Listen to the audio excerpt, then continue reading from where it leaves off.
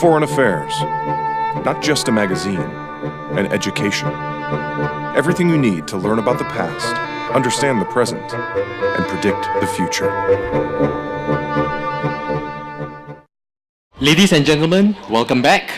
We are now starting with the panel discussion 1. James Goldgeier, Dean of the School of International Service at American University, and Susan M. Collins, Joan and Sanford, Will Dean of Public Policy and a Professor of Public Policy and Economics at the University of Michigan's Gerald R. Ford School of Public Policy. Panelists, please. Hi, welcome everyone. I'm Jonathan Tepperman, Managing Editor of Foreign Affairs magazine. It's great to be here in Singapore, and thank you all so much for coming out. So planning a conference is a lot like planning a future issue of a magazine like Foreign Affairs. You have to make a number of key decisions months in advance, and that involves making guesses about the future. And of course, those guesses don't always turn out the way that you might have expected. Case in point is the title that we came up with for this conference, which was picked months before the US election. Had we known then what we know now, instead of how has the game changed, we might have come up with something like, what the hell just happened? Or just wake me up when it's all over. Nonetheless, this is where we are. We are now just 13 days away from the inauguration of President Trump. And that's right, get used to those two words because it's real and we're going to be hearing a lot of them. And yet with every passing day and every new tweet, rather than things starting to feel more normal, the sense of cognitive dissonance and what I believe you political scientists call total fricking weirdness just continues to grow. You know, I wasn't alive in 1966 when California first elected a professional actor named Ronald Reagan as president, as governor, but I can remember what it felt like in 2003 when California elected its next actor as governor, and this time it was this huge Austrian with a funny accent. And a lot of us then thought that it was the end of days, that the death of the republic was at hand. How little we actually knew. I suppose that should make us all humble as we try to start thinking through the implications of Donald Trump's victory. Fortunately, we have three brilliant people up here today to help us do that. So let me introduce them. I should say all three are currently academics, but all three have also worked at the highest levels of government, and that means they're not just theorists, they actually know how stuff gets done. Starting on my far left is Susan Collins. Susan is an economist and now the dean of the University of Michigan's Gerald R. Ford School of Public Policy. By the way, Ford, another president that everybody laughed at the time, who sure looks good in retrospect. Certainly does. Next is James Goldgeier. Jim is dean of the School of International Service at American University, worked on Russia policy in the White House, and is, of course, president of APSIA. And then finally, right next to me is Enrico Letta, who held about every top job in the Italian government, including prime minister, and these days makes his money as dean of the Paris School of International Affairs at Sciences Po. Some money, I guess. And he's also the president of the Jacques Delors Institute. I'm going to start asking them questions in just a minute. I'll ask them a few and then I'll open things up to all of you. But let me start by making just a few general comments of my own. The first is that one of the few things we can say with certainty about this bizarre political moment is, as the writer William Goldman once said about Hollywood, nobody knows nothing. And anybody who pretends to know what's going to happen after January 20th is full of it. After all, remember, not even Donald Trump thought that we would get to this point. And that makes figuring out where he stands on the issues a little tricky. That problem is compounded by the fact that on the issues that he has thought about before, he's held just about every conceivable position. Add to that the fact that his appointments for cabinet, et cetera, don't really offer much insight because they've been all over the map, from white nationalists to Christian holy warriors to billionaire amateurs to fairly conventional Republican politicians to people who are dedicated to destroying the very institutions that they have been picked to run. And now, of course, Trump has decided to go to war with the government agencies whose job it is to teach him about what's going on in the rest of the world. So Trump's view of the world and of policy is suffice it to say, a little bit hard to interpret and predict right now. The second general point that I want to make is one that I've been thinking about a lot recently as Trump snipes at the CIA and the US intelligence community. And that's what's going on right now would be absolutely fascinating on an intellectual level if it weren't also quite so terrifying. And what I mean by that is that we are now going to get to watch all of these multiple experiments in government and public policy happen in real time. And that means that all of these questions that many of us have wondered about for many years, like just how robust are US institutions? Are they capable of standing up to an erratic commander-in-chief? How much can one person actually influence US policy? Is the reason that there's been so little difference in US foreign policy between Republicans and Democrats over the years been because you can't really do that much as president? We're finally going to get to see all of these questions answered. And it's going to be really interesting, although it may be other things as well. The final general point I want to make is just to remind us, and this is echoing comments that have already been made, that the election of Donald Trump was not an isolated phenomenon globally. 2016, of course, was a year of radical change around the world. In country after country, voters rejected the establishment, they rejected the status quo, and they defied the predictions of pollsters and of experts of all sorts. The fact that this has happened in so many places really should give us pause and force us to reconsider our models and just how much we can know and can predict in this era, I should say, of radical uncertainty. What it's also telling us is that, like in 2007 and 2008 during the financial crisis, when all of these assets that we didn't think were correlated turned out to be correlated, and so when one domino started to fall, a lot of others did as well. So we're discovering today that events in one country are correlated to events in other countries, connections that we may not have anticipated, and something similar is happening and playing out in lots of different places. So we're seeing, we've already seen something similar happen in Hungary, in Poland, in the Philippines, in the UK, now in the US. And I'm talking about, of course, this expression of the politics of rage. 2017 is a year when we're going to have a lot of big elections as well, some very, very important ones. And what 2016 suggests is we don't know what's going to happen, but that everybody is vulnerable. Okay, that's enough for me for the moment. Let me start with this question for the panelists. I want to ask you each, what's the one thing that you're not worried about from a Trump presidency?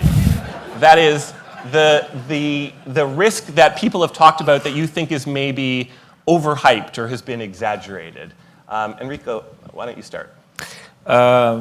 I start by saying that as a former prime minister, I have to be very diplomatic.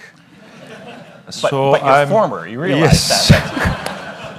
So I have to say that I'm sure that American institutions will survive to Trump. I'm strongly convinced of that. But now moving to a less diplomatic point, I would say that I'm sure at the end of the day that the problems that Trump and the other leaders at the global level have to deal with are so high, so huge, so tough, that even Trump has to learn to listen to the others. I think this is the key point. I attended G7 and G20. These meetings are interesting, important, very boring. You have to listen for hours and hours, our leaders, other leaders speaking and talking, and I can't imagine Trump there spending hours listening out other ideas, thought, other problems. So he has to learn.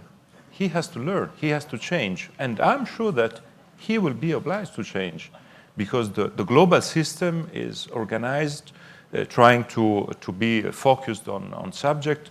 Tarman before strongly raised the point on environment. There's a momentum on environment. I think ideas of Trump are, the electoral ideas of Trump are completely out of the box on this point.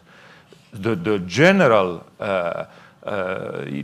global framework, institutional framework, I'm sure that will oblige him to.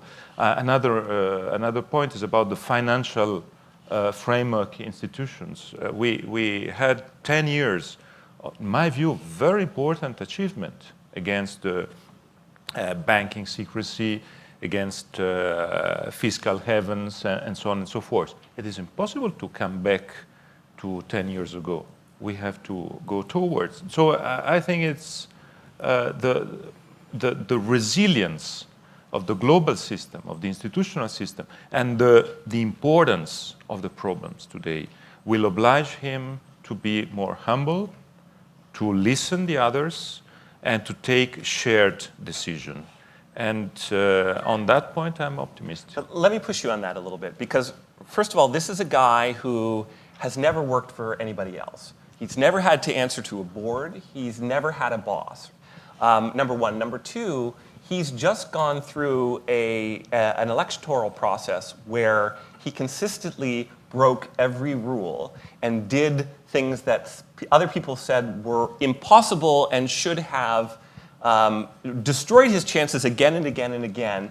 And of course, every time he did it, no matter what the crisis, no matter what the offense, he kept succeeding. So hasn't the lesson he's learned been just the opposite, that he can do whatever he wants and get away with it and become president of the United States? But my answer is because of what Kishore said at the very beginning. The United States are not the only country in the world.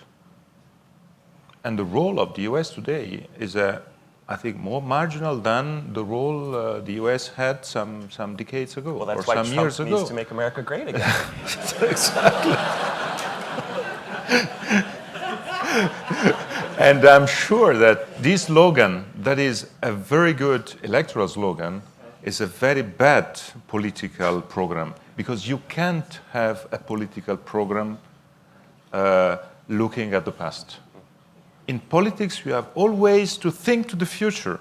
This is why I think the two big events of last year, Brexit and Trump, they were both framed around slogans for the past.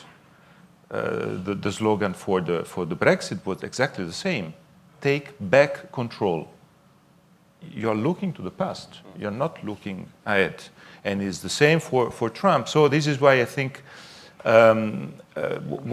what you're saying is correct, but I'm sure that at the end of the day, the consideration of the fact that the US are part of the world, an important part of the world, but even on security, the US are not today the the COP of the world. So on all these issues, trade, security, financial issues, the rest of the economic issues, I think he is obliged to deal with the rest, to cooperate with the rest. He has to learn it at the beginning. It will be complicated for him, but I'm sure that the situation will oblige him to change. Inshallah.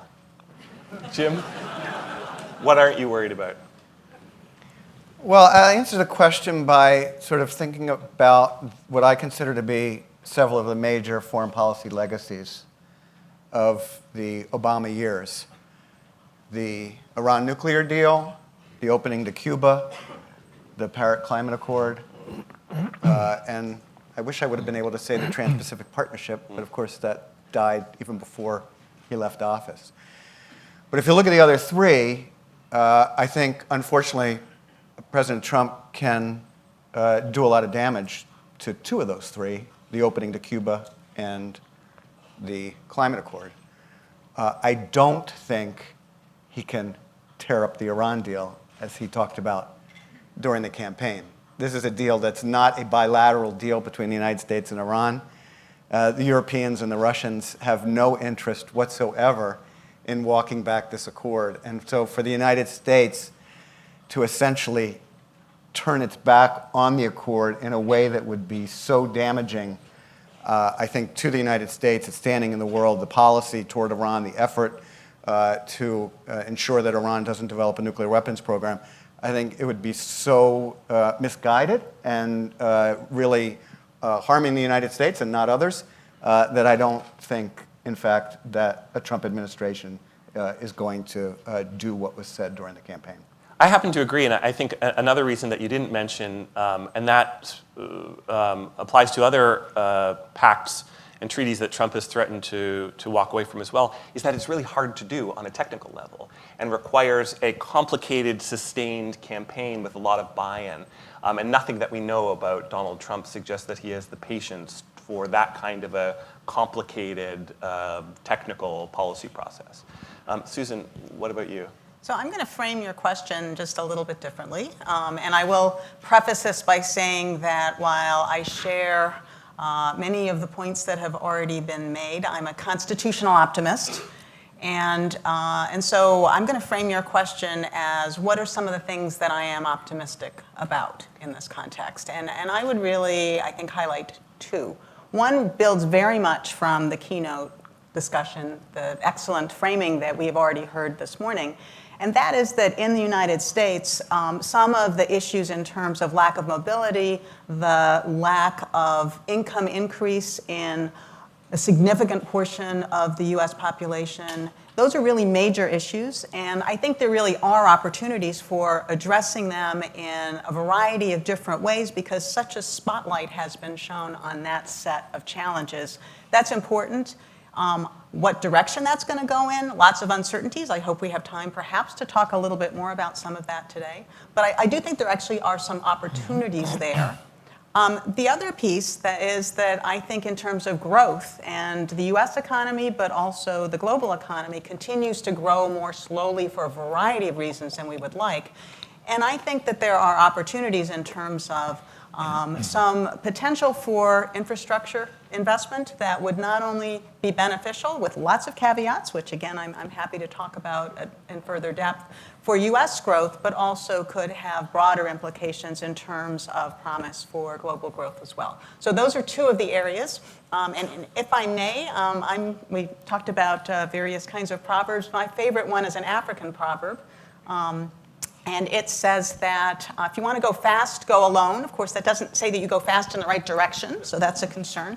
But if you want to go far, you have to go together. And these policy issues are really complicated. And as my colleagues have already said, I think that there's going to be some learning that one has to work together more constructively, both across nations, but also within the US construct in order to further the things on the agenda. And so I think things are going to evolve somewhat differently from what's been stated so far. I really appreciate your optimism, and it makes me think about another comment that the Deputy Prime Minister made as well, and it's one that I've been thinking about a lot myself. I published a book this fall on how governments solve really difficult problems, and it's a story of 10 different governments taking on 10 supposedly impossible problems. And one of the themes that came out of each of those was the role that crisis can play in breaking down ordinary political constraints and leading to real progressive change. The question that I have about this moment in the United States, and we were just talking about it before we got up here, is whether this crisis in the United States is actually bad enough. Crazy as that may sound. And then, of course, the other thing to remember is crisis alone is not enough to guarantee the progress that you're hoping for. The politicians in power then have to make the right kind of choices. So we're not out of the woods, but I also see grounds for optimism there. I want to come back to some of the more specific things you said about economic growth and infrastructure, et cetera, in a moment. Enrico, though, let me ask you another sort of general framing question, because you're the only one of us sitting up here who's actually lived in a country that's been ruled by a billionaire populist before. And in fact, you had him in your coalition as well when you were prime minister. Tell us a little bit about the similarities and differences you see between your guy and our guy, and then if there are any lessons that we can learn. Berlusconi started his political career with a big rupture. And rupture in many fields, in many terms, but at the end of his path, political path, the rupture was absolutely lower than because the system, at the end of the day, obliges you to take some decision to enter in a frame of rules because you have to deal with others. You are not alone. When you are an entrepreneur, you are alone with your business, your company, but when you are in a system, you're not alone. And I think this is the first point that my experience can bring here. There are two similarities I find in their political adventure. That is, the first one is the big slogan, the big image that was important for the success of Berlusconi at the very beginning and the success of Trump today. That is, I am rich, I don't need to steal in politics. This is a very strong slogan today. You don't need to say it in a explicit way. That is, the feeling of the people is that I vote for him because the others are all thieves. They are there to steal. And he is rich, so he doesn't need to steal. This is a very strong message in our societies. And it was exactly the same message of Berlusconi at the very beginning, and it was very successful, I would say. The second similarity is the language, the rupture in the language. But I think Berlusconi was there started 23 years ago. So 23 years ago it was a period in which the world was completely different. So many things happened in these 23 years, but the rupture of the language today is the key point. We are here discussing about these topics, but we are discussing in a different way because we are obliged to change the language, not only because of the ruptures of Trump or the other leaders, but I think because of the rupture obliged by the internet, social media, and the way in which we are obliged to write in 140 characters and so on. So it is, in my view, today, the world of today obliges us to have a different language, different behaviors, different attitudes. And the key point is how to manage politics with these new tools. Because these new tools are all short-termist tools. They oblige you to be very short. And the big political decisions are not short, they have long-term consequences. And how the big contradiction of our period, I think, either for studies and for for managing politics, is the contradiction between this communication frame that needs to be very short, to be like in a show. That was the big rupture of Berlusconi in Italy 20 years ago, to bring the show mood in politics. We were used to listen speeches of 1 hour and a half, of 2 hours, with the same tone of voice, without any change, without any joke. It was very boring. It was like the priest in the mess. Politics was exactly the same. But now, even in the mess, you have to put jokes in the... If not, it's impossible. Look at the way in which Pope Francis communicates. So it is something that is not Trump or Berlusconi, it's something that is the word of today. We are all obliged to do it. But do you think Italy learned anything, or can you distill any lessons for how to minimize the damage, how to moderate it, and then how to move past it? I think it is very difficult to make similarities because my country is a very peculiar country. I say that in France, they asked me to be the dean of the Paris School of International Affairs because in France they don't know what is a crisis. And so they said, we need an Italian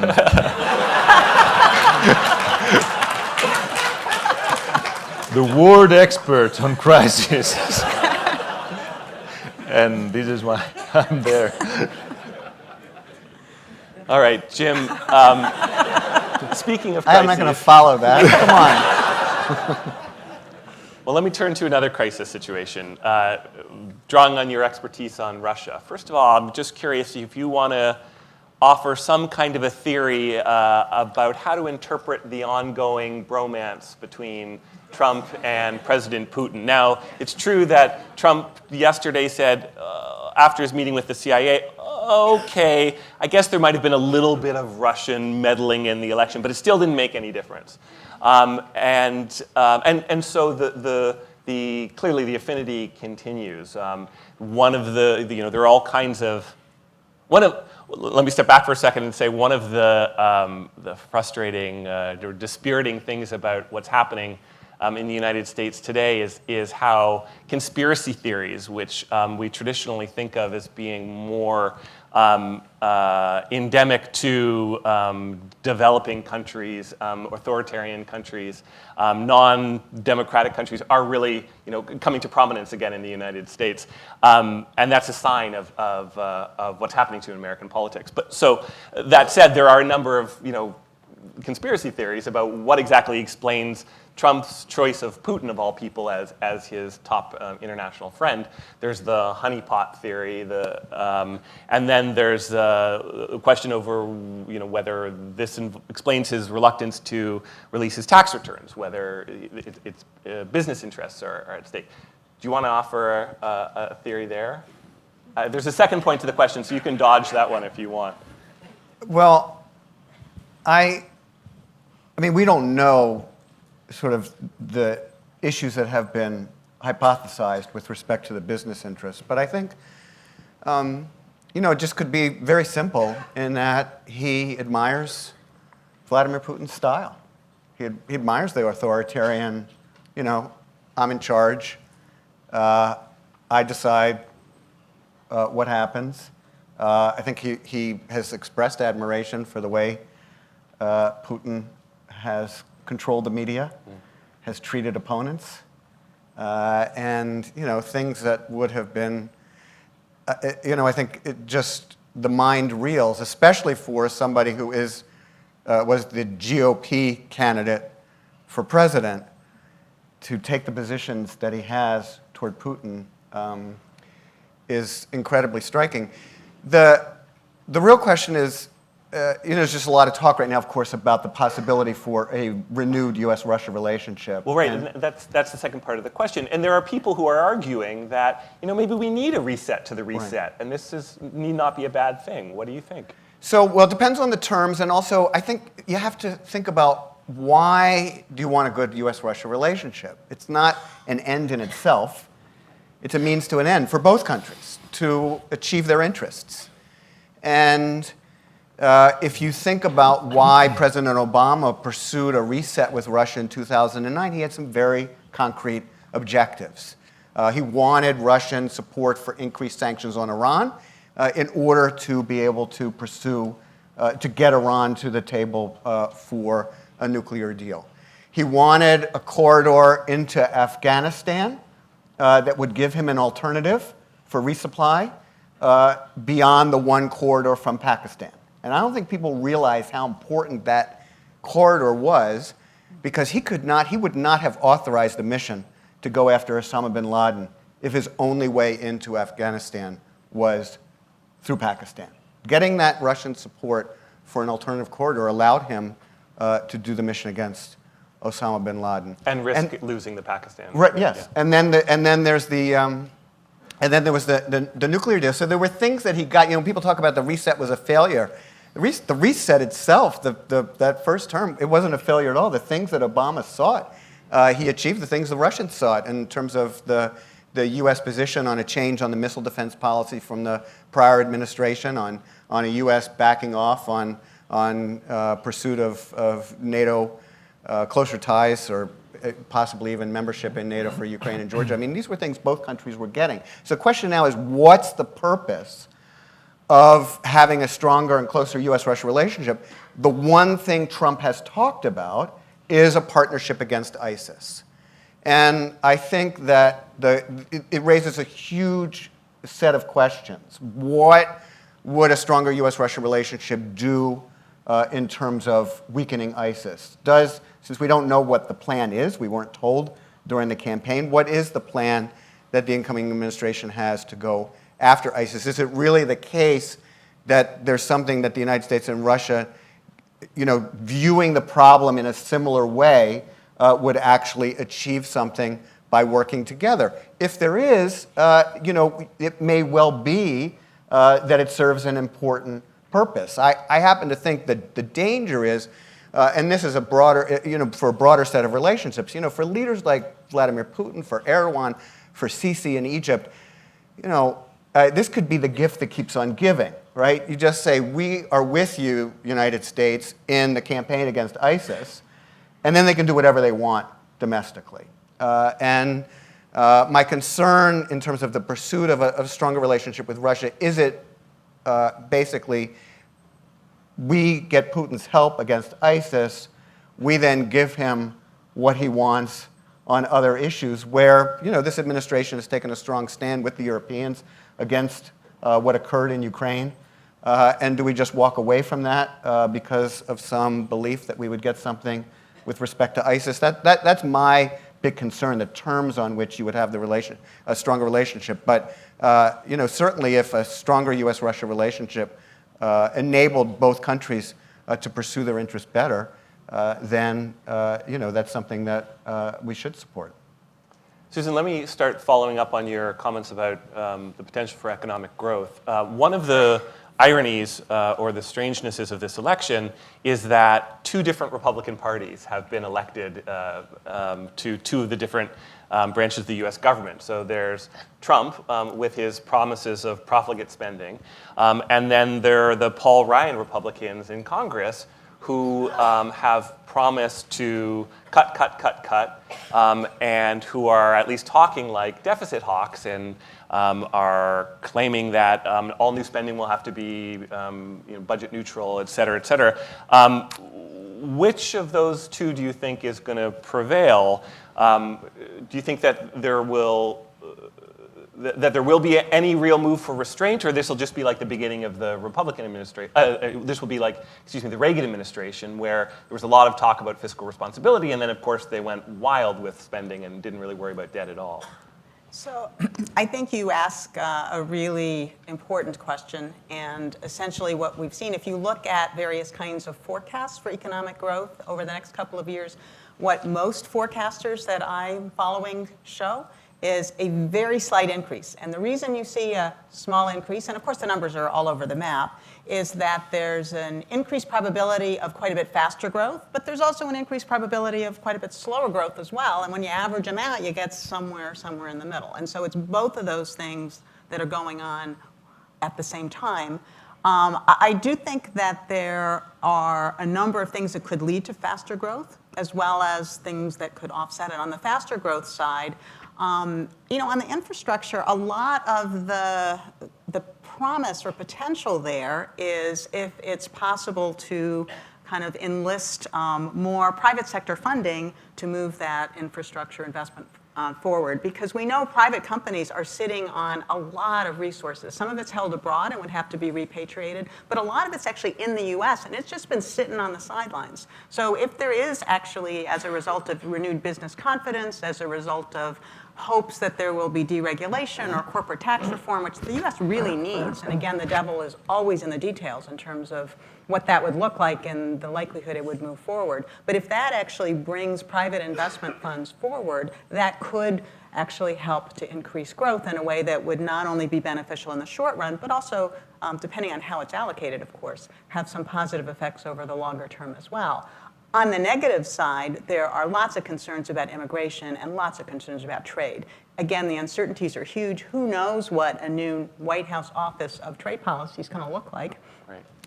And so I really do think that the distribution in terms of possible growth outcomes has just expanded dramatically, and people are all over the map in terms of what those probabilities look like. So, and I'm sensing you're probably not optimistic that we're going to reach that 4% target. No, sometime, we're not going to right? reach the 4% target. But on a more serious note, do you see any potential that Trump-driven growth could actually benefit the people that he supposedly campaigned on behalf of, namely those who have been buffeted and suffered the worst from technological change and from globalization and the other changes in the U.S. economy in recent years? So I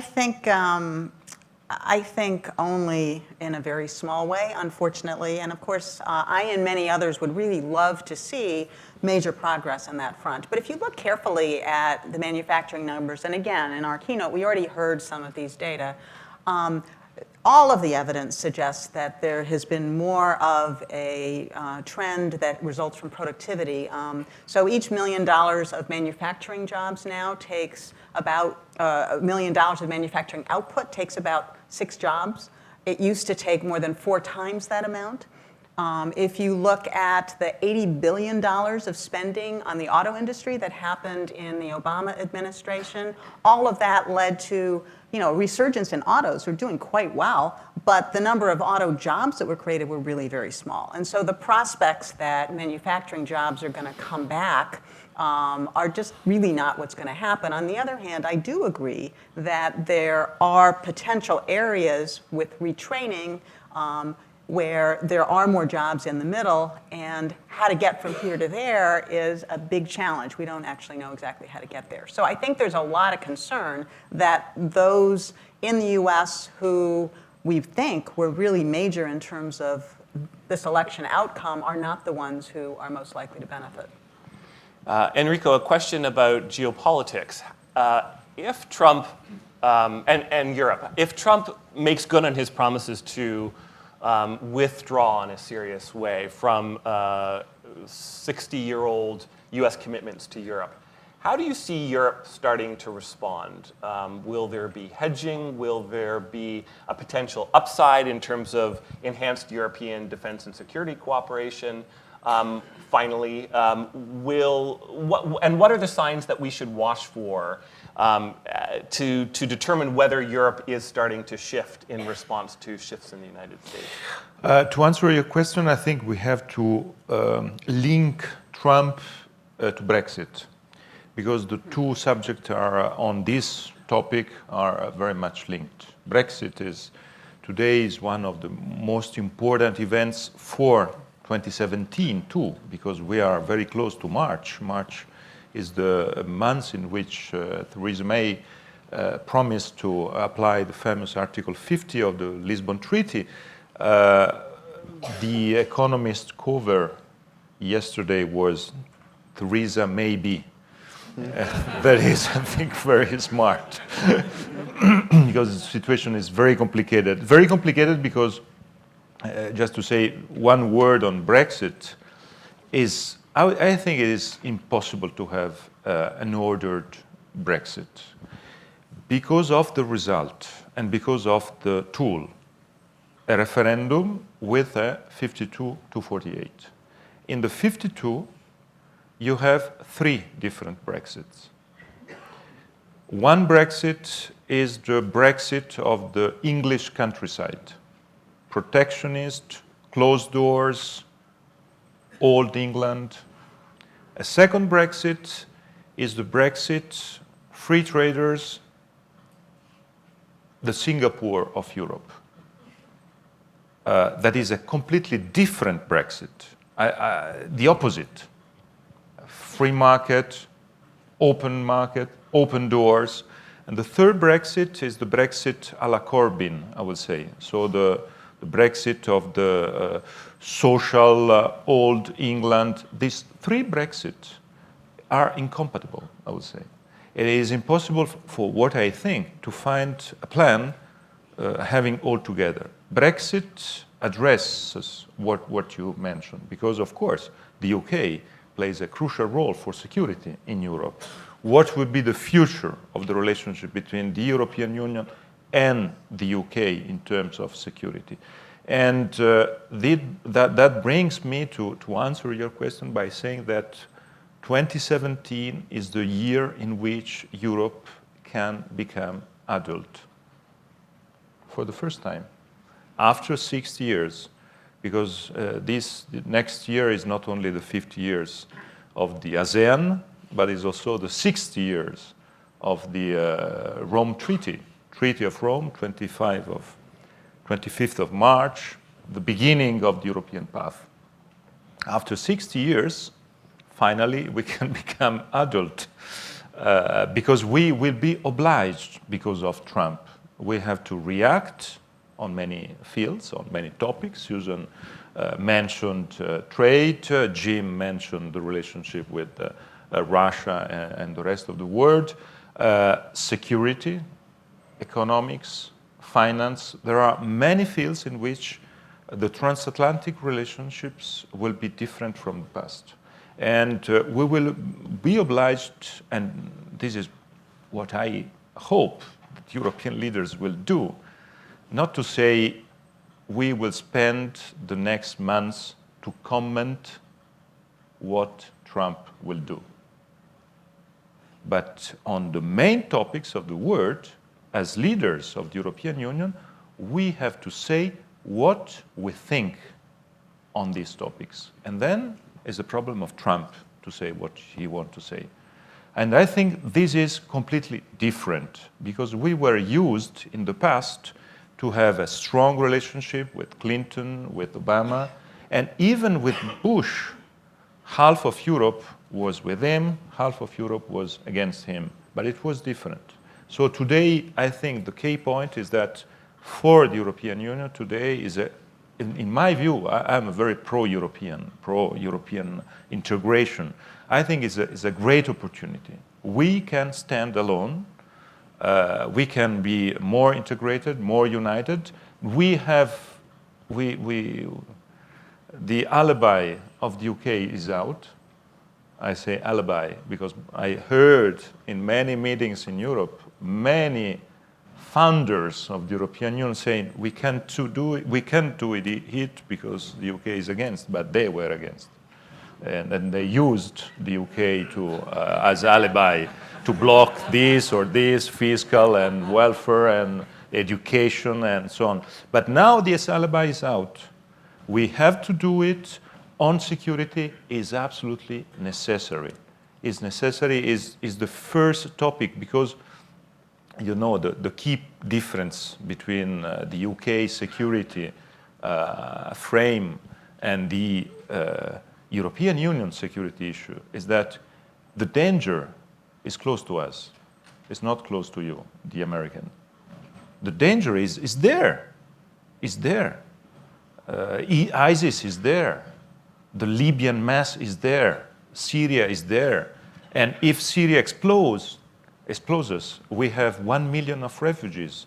And the bad management of the Syria crisis brought the UK out of Europe. Because migrations were the first topic in the UK Brexit referendum discussion. And migrations were, first of all, 1 million of Syrian refugees. So look at the importance of the crisis today and the fact that bad management of a crisis brought a decision like Brexit that is, in my view, the worst decision in this century for the European Union. But it's a very complicated decision, but the true reason was the crisis that we had before.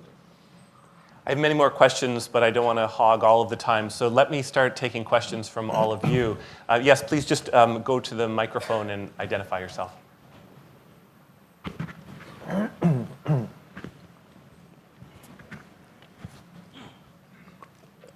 Mr. Foreign Affairs, my name is Anthony Teo. I'm from the Lee Kuan Yew School. On crisis, Rahm Emanuel said, we must never misuse a crisis. And when in the Mitch Lake Accord, as you know, in Canada, when it looked as though the whole world was going to fall apart, the overhead McCready of the First Nations say, tomorrow after Trump is elected, the sun will still rise, the rivers will flow, and the grass will grow. My question is this. It's premised on two fundamental US long view. One is de Tocqueville 150 years ago, and it brings the European into it as to what is this American democracy. And he found it not in the big cities, but in the small towns and villages, church. And the thesis was, America is great because America is good. In this election, Trump says the opposite of it, will make America great again. And Clinton holds that view, the de Tocqueville view. That's 150 years. The second bit of this long view is in 1950, which is about 70, 75 years. And this has to do with a longshoreman called Eric Hoffer. And he was a longshoreman in Long Beach, but he was a social philosopher, and eventually he wrote this tome called The True Believer. And the true believer is about jihad, but not jihad of Muslim or Islam, but jihad of the Christian movement in America. So when you blend these two together, you have a very strong white jihadist Christian bloc who voted for Trump. And the issue of the Tocqueville upside down, then the issue is, it's not has this game changed, has American polity or political philosophy changed at the grassroots level? That's one part. The other part has to do with Singapore. We have an elected president, and we stipulate that to be a candidate, you must have at least run a company which is $500 million. The Trumps have $5 billion. Jim Rogers has a few billion. Ed Severin from Facebook has a few billion. That's very interesting if they come and we have candidates like that and the polity changes. So I asked the panel the question, the implication, did the polity change in America? And the implication for small countries like us, in which if this would happen to us, that would not be really great. Thank you. Well, while you're gathering your thoughts, I'll just make a comment of my own, which is that I think that many of your observations are really well taken. And one of the things I think that was so striking about Trump as a candidate was he was really the first presidential candidate and now the first president in history to reject the idea of American exceptionalism. And the implications of that rejection for the world, but also for the United States, will be very interesting. American exceptionalism is a philosophy that in some ways is policy agnostic, that it has led or has been used as a justification both for a more interventionist U.S. foreign policy, as it was recently in the first Clinton administration and in the Obama administration as well. But before World War II, it was used as a justification for American isolationism as well. Nonetheless, it had a very powerful, positive impact on the United States domestically, as well as plenty of negative ones, depending on what you thought about particular international policies. And the question will be, what will the impact be domestically if Americans no longer feel that their country is so exceptional? Now, again, it's very easy to see how that could be positive in lots of ways, that for Americans to start thinking about themselves as just as a normal country could prevent many of the excesses for which the United States has been justly criticized over the years, as well as the hypocrisy in many of its policies. But losing that incredibly powerful motivator could also be very damaging, I think. Those are my thoughts. What do you guys think? Please. So there are many, many dimensions of the extensive question. Let me just offer a couple of different thoughts. And I'm going to frame this by saying that while I grew up in the United States, since I was a very small child, that I'm an immigrant. My family is from Jamaica. Me too, by the way. And I think that certainly influences my own perspective. And so first of all, I think that there are many long-term trends in the United States. One of them is certainly increased demographic diversity. And I think it's clear that the U.S. is, as many other countries are, grappling with ways to address and to handle that. It's certainly possible that one of the things that crisis might engender in the U.S. is additional coalitions and ways for people to think about how to work together productively that might actually move in a positive direction that might be somewhat different from what some of those previous trends have been. I would also say that, as was mentioned before, the sense of who feels empowered to vote and the sense of the importance of actually being politically involved might look very different going forward than it did in this election. As was already mentioned, this was the lowest turnout in 20 years. What is not, I think, often added to that comment is that the absolute number of votes that Trump received is about the same as the number of votes that McCain received and that Romney received. The decline was in the number of votes that our Democratic nominee that Hillary Clinton received. And so I think we are still unpacking who felt empowered, who went out to vote, how that implicated things. But I think a lot of rethinking is actually happening at the grassroots in the United States as a result of this election. I'm not a forecaster, perhaps economically, but certainly not in this venue to say how that will unfold. But I do think that there are a number of trends that might start to move more quickly, and it's hard to know exactly how they will play out. I just want to pick up on one thing that you said about immigration, since I also am someone who chose to be an American rather than was born to it. And that's that what all the numbers show is that there's an inverse correlation between the amount of time that you or your family has been in the United States and how you feel about American exceptionalism in the United States future. So what I mean to say is that while I think it's true that a sizable proportion of the approximately 1/4 of American voters who voted for Trump may feel that the country is no longer exceptional or that its exceptionalism has been stolen from it, the people who have come to the United States in recent years, namely among immigrants, the belief in American exceptionalism is as strong or stronger than it's ever been before. And you see this in lots of polls like those that show the level of confidence that Americans have in the future of the country. Immigrants typically rate it much, much higher than do native-born Americans. I just want to note, and I think Susan's care with thinking about forecasts is something that we really all need to take on board, and because it's easy to extrapolate from what's happened, and even the point about the Hillary Clinton votes. I mean, we need to be reminded she did receive more votes than her opponent, but also think back to where we were 8 years ago after that election.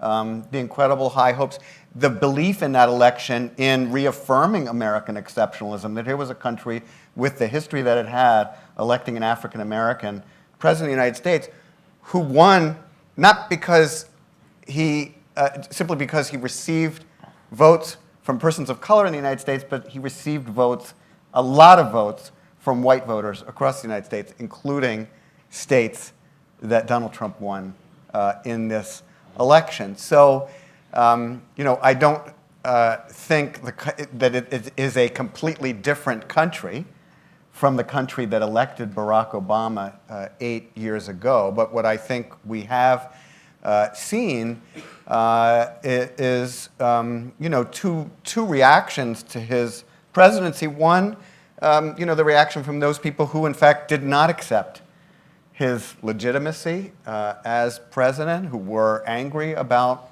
what he represented, and then also those voters, as we've been talking about all morning, who really are struggling with the effects of globalization, who are, whose economies in their local area have been so adversely affected, and who feel that the politicians in Washington have not been listening to them and paying attention to them. And I think that, I was really struck. Sometime during the summer, I was having lunch with somebody who's from coal country in West Virginia.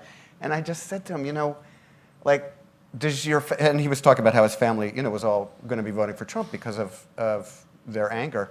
And I said, do they really believe that these jobs in coal country are going to come back under? And he said, no, but they just want their voices to be heard, and they're tired of feeling like nobody is paying attention to them. And I think that is that's an area that really needs to be addressed going forward.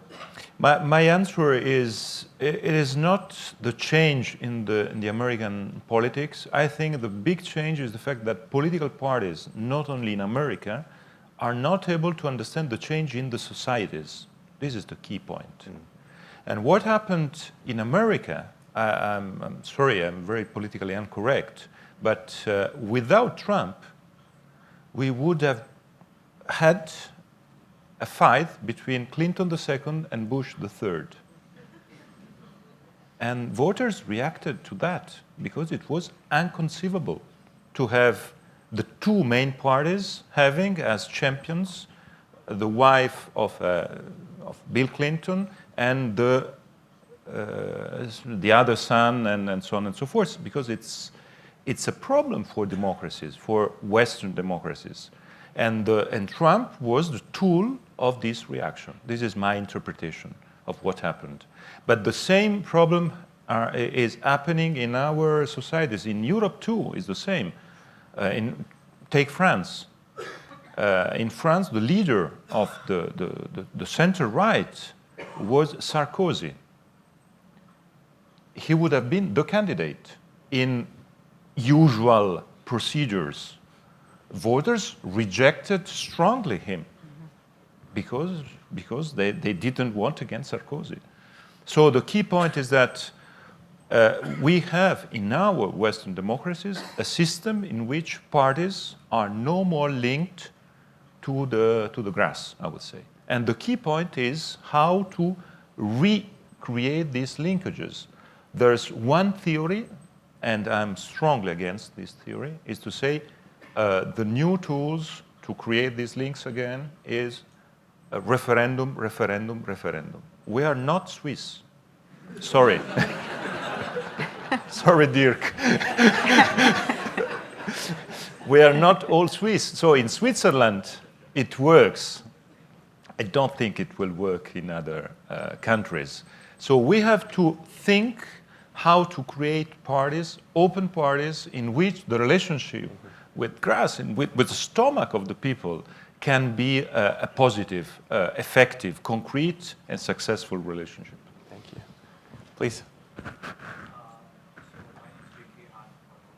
Sorry, the mic doesn't seem to be on. There you go. My name is JK. I'm from Roland Berger, although I'm here in my personal capacity. Considering that the Iraq War helped create terror groups like ISIS, how can future administrations in Europe and in America prevent the rise of ISIS, prevent the rise or prevent the expansion of ISIS or prevent the rise of another terror group if the administration is so combative in its rhetoric? Anyone want to take that on? I mean, what I will say is one piece of good news here is that potentially is that Trump is highly unlikely to invade another country, right? So insofar as Iraq was responsible for the rise of ISIS. Do you know that for sure? What's that? You're not as sure? Do you know that for sure? I don't know anything for sure. Yeah, but I mean, I think one of the things that we've learned over the last 15 years is that you can weaken terrorist groups, and there are ways in which terrorist groups become much less effective. But then other terrorist groups crop up, offshoots of the initial terrorist groups. So the notion that you're going to eliminate the problem is not realistic. And so the real question is, what kinds of policies can you forge from different angles? Trying to ensure that young, people in their 20s are not attracted to these groups to begin with. Requires a set of policies in those communities. In the case of Iraq, for example, you had a government that was not an inclusive government, in which you had segments of the population that felt that they were better off supporting a group like ISIS because they were simply shut out of the government, the group that was running the government. So you have the set of policies on the ground, and then there's the question of what can be done through the use of military force. And that includes the use of the unmanned aerial vehicles, the drones, and those also have very mixed results. You can eliminate individual leaders. We've seen how, in fact, quite technologically impressive that you can have these vehicles eliminate individual leaders of these movements. But it also creates opportunities for these groups to be successful in recruiting others to their cause, and also puts tremendous stresses on some of these societies. My colleague Akbar Ahmed, who's written a book called The Thistle and the Drone, has looked at, in Pakistan, the ways in which the drone attacks have reshaped tribal societies and created more problems than they solved. And so what we do know also is that none of these issues are going to be addressed by one country alone. It gets back to my earlier point on the question of, would a stronger U.S.-Russia relationship enable the United States and Russia, and then in partnership with others, to be successful in weakening groups like ISIS. But the challenge there is having countries have similar objectives in mind in going after terrorist groups. And that's one of the reasons why we've seen challenges for the U.S.-Russia relationship. The two countries have had very different definitions of what terrorism is. You've had issues like the conflict in Chechnya within Russia and differences regarding that. So it's not enough simply to say that countries are eager to weaken groups like ISIS if they don't share common objectives toward an issue like terrorism. It makes it harder to forge the kind of cooperation that's necessary to weaken these groups. Yeah, go ahead. No, just one point on Europe, because we are in a period, and I think this year is decisive, in which I think we have to switch from economy core, economy-focused integration to security, migration, terrorism, because these issues are, of course, the main worries of citizens today. And if we show to the citizens that together we can be more effective, we can be more successful in addressing these issues as Europeans, we can overcome the main problem we are having today, the division, the separation, and the fact that we can't stand all together in a you know, I think today I say always that Europe is divided in two groups of countries. The small European countries and the European countries that haven't yet understood they are small.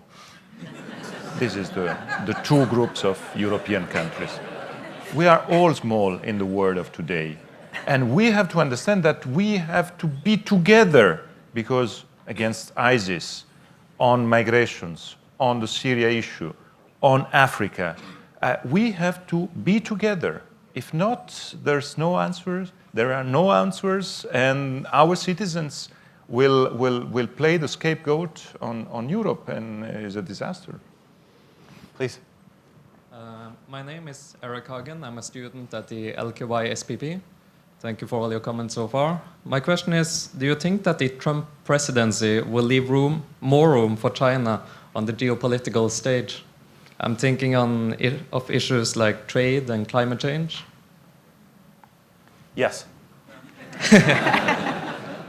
In that case, second question: But they have to take advantage of it. That's right. I mean, they have to be able. They have to be in a position where they can take advantage of it. So, and we've yet to see whether that will prove to be the case. Right, and in fact, on the security side, the Chinese have done a very good job in the last years of alienating, having worked for many years, I should say, to cultivate all of their neighbors. They've succeeded in alienating virtually every one of them and driving them into an American embrace. So much so that, now that the Chinese are trying to change course slightly with more collaborative enterprises like the One Belt, One Road initiative, they're having a really hard time finding partners because every country on their periphery is so nervous about it. So yes, there's great potential there for China, but it's not entirely clear how good they'll be at taking advantage of it. Although other things like the new Asian Economic Development Bank sort of point in the other direction. But they started, I think the G20, the Chinese G20 was a success, frankly speaking. It was a success. It was the first demonstration of the possibility of a Chinese constructive, positive leadership. I don't know if here Chen Zemin and Jia Qingguo and our colleagues from Fudan and from Beida can say something on that. But the second point, the courage not to veto Antonio Guterres as UN Secretary General. I think it was another demonstration of leadership of China. So I think the answer is yes, and we are lucky of that. In the back, please. Hi, I'm Chan. I'm working for a local advocacy. Thank you for your comments so far. I think a trend that we can see is that global leaders are taking a more transactional approach towards international dealings. So with respect to President Trump, do you think that his expression of the point of view that America is not such an exceptional country, and hence America should be more selective in its commitments, represents a necessary tactical adjustments so that America can scale back on some of its adventures overseas and have more time and resources to consolidate on what needs to be done on the domestic front. Because if I were to take a more optimistic perception of what the Trump presidency might possibly entail, is that there may be some investments made on badly needed improvements on domestic infrastructure, right? Manufacturing is coming back, even if the jobs that comes to manufacturing are not, right? US is becoming an energy exporter in the near future, and the election of Trump might also provide the window of opportunity for the establishment of on both sides to reinvent themselves. The Democrats might finally have defeat at both the presidential elections as well as Congress might allow the Democrats, for example, to push blue dog Democrats back to center stage, right? Republicans might think hard about what sort of platform they need to adopt to avoid another President Trump. So what would be your thoughts about that? Thank you. One of the ironies of the policy that you just described is, of course, this is the way many people have characterized what the Obama administration has done in the last 8 years, which is to quietly retrench in order to rebuild American resources and to quietly walk away from or diminish bad American investments in various overseas adventures. But do you see more of this coming under Trump, and do you see good positive aspects? Well, so when you use the term adventures, then there's a positive to not having misadventures. Sure. But I think we need to remember how critical role the United States has played in upholding a certain type of international order since the end of the Second World War. And that has advantaged not only the United States, but countries throughout the world. And we referred earlier to hypocrisy and we've now had the word adventures used. I mean, we know that the United States has done things that have been harmful. But if you believe in the virtues of the order that was created after the Second World War and the U.S. role in fostering that and upholding that, the uncertainties that have been created by the incoming administration is primary reason why I'm so concerned and why I wore my John F. Kennedy socks today. Because think about that. Think about what he represented: the optimism. The call for public service, creation of entities like the Peace Corps and the role that the Peace Corps has played throughout the world. Having this darker, more transactional approach for me is a lot less attractive than So, John F. Kennedy. Susan, I'll get to you in a second, but I just want to follow up because this is such a key and important question. I take and agree with everything about what you said about the key role that the United States has played as the creator and then the guarantor of the liberal rules-based order since World War II. Nonetheless, setting aside Trump's rhetorical excesses during the campaign, which I agree were very damaging, can you see a potential readjustment where the United States continues to provide a lot of the goods that it has while doing more even than Obama has to withdraw from some of its commitments, like some of those in the Middle East, which have not paid the dividends that we and others hoped that they would? Yeah, and I think the comparison with President Obama is a good one because what he sought to do was redefine American leadership in such a way that it didn't have to be the indispensable nation. I mean, even though he was forced back into the term, I mean, it didn't have to be what it was in the 90s. And that others, the Europeans and others, and the Chinese, would take more of a role in helping to shape the international order, and it would reduce the burden on the United States. But it still was infused with the notion that the United States was going to play this global leadership role. And that is something that we have not heard from the next president. And so that's my big question, is he interested in continuing on the path that Obama started of trying to redefine in a world in which the United States is less powerful relative to others than it was previously, something that is totally necessary for the United States to do, or is he not committed to that agenda at all? We don't know. So I would second that, but perhaps in a somewhat different perspective. So I actually do see a lot more focus on transactional types of things, and that is instead of a more coherent kind of systematic structure, which is, I think, what is needed both on the global front but also domestically.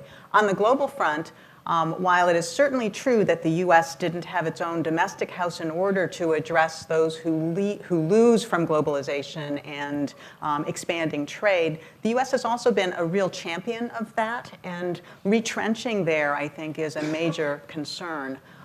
The global house in order part is also really a problem in terms of the ability to marshal support across a broad range of domestic issues and global issues as well. And so I think that that question really hits on where one of the key concerns is that has been kind of at the heart of many of the things that we've been talking about.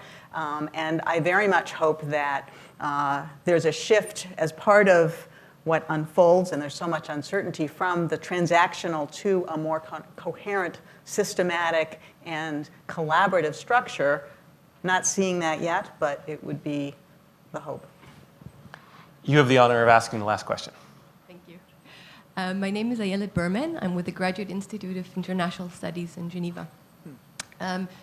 So what we've seen in this campaign is that Donald Trump has essentially abandoned liberal democratic values, by which I mean his attacks on the press and also his lack of sensitivity towards minority groups. So my question is, what effects do you think this will have on liberal democracies around the world? And I don't only mean institutions, because I assume that institutions will stand for a while at least, but also on the minds of people, on their beliefs of ideas, what's okay, what's legitimate. And over time, of course, this can reshape institutions.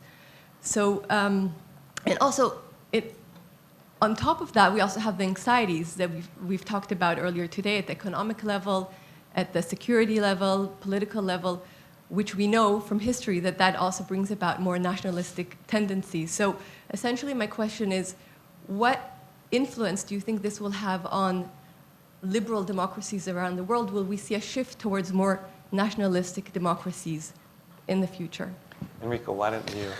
I think your question is the perfect conclusion of our discussion, because that brings me to say that it's time for Europe to stand on these topics, because I don't know what will be Trump's legacy in the future, but it is clear that something that there will be a reshape of all these meanings, and I think there's room for Europe to be very, very proactive and to work, because topics that you mentioned, respect of minorities and so on and so forth, are crucial for the future of the world. A world in which, if I may, there's something that there are many similarities between the European countries and the ASEAN countries.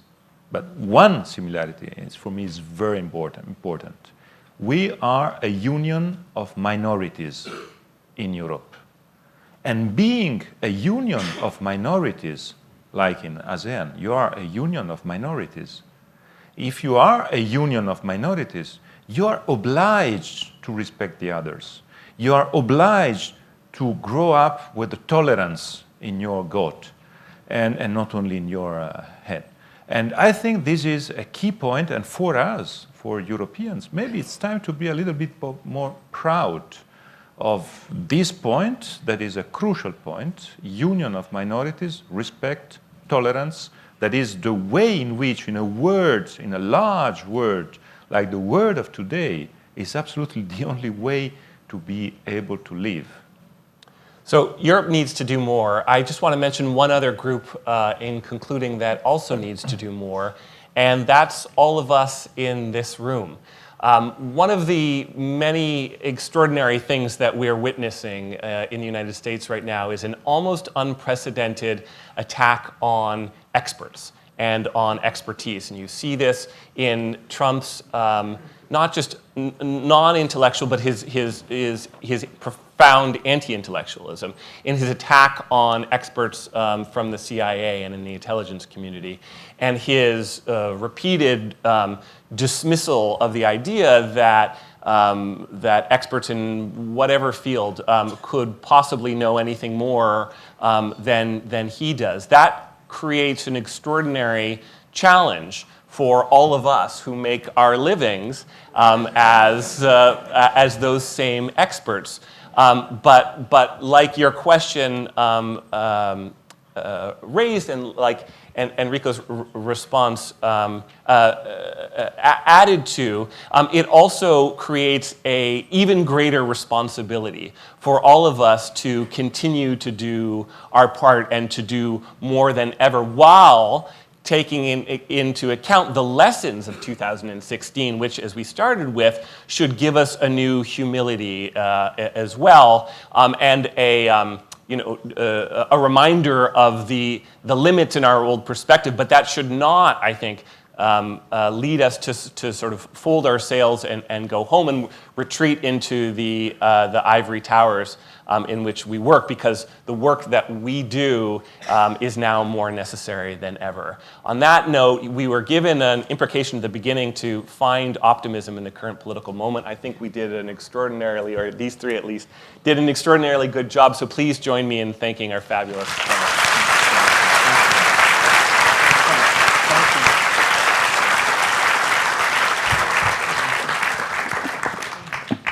Thank you, speakers, for the insightful discussion. Ladies and gentlemen, we have come to the end of the first session of the event. You are now invited to a lunch reception at the Yue-Tong-Ham lobby. The lunch venue is a 5 minutes walk from here, and their signages and staff will be around to guide you. Thank you, and we will see you again at 1:30 p.m.